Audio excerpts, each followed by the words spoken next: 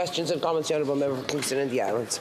Wow, that member just quoted the CBC. He better be careful. He might get kicked out of his caucus. I mean, you can say whatever you want about being pro-life, but talk about the CBC. That member better be very careful, Madam Speaker. He might get himself kicked out of caucus for quoting the CBC.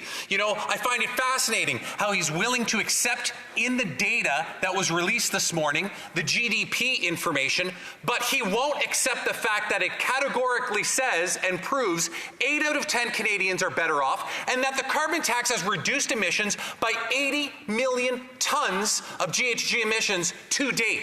If he accepts the GDP information, he has to accept the other information. But more importantly, when he does talk about GDP, the one thing that this doesn't have any data on is the cost of doing nothing. And the cost of doing nothing is greater than that $30 billion that he references in GDP. The cost of doing nothing is about $35 billion in 2030. Why won't this member talk about the cost of doing nothing? Isn't it just because the Conservatives don't want to do anything?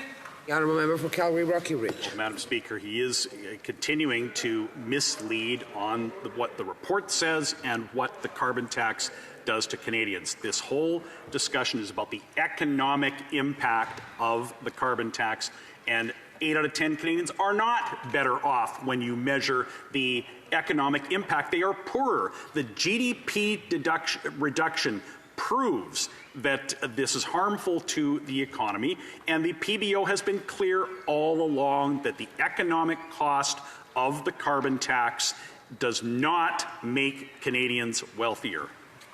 The Honourable Member for Rivière-des-Mille-Îles. Thank you, Madam Speaker. Madam Speaker, the Conservatives, talk on endlessly about the carbon tax.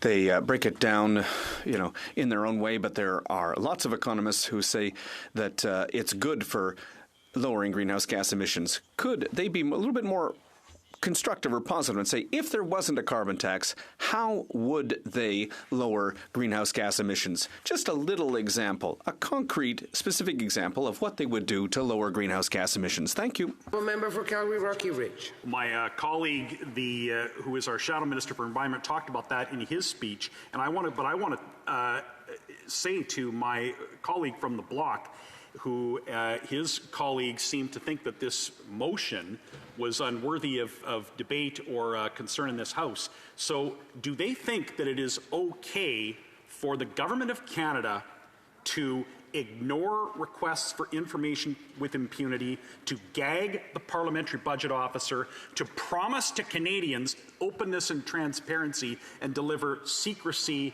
obfuscation, and cover-up?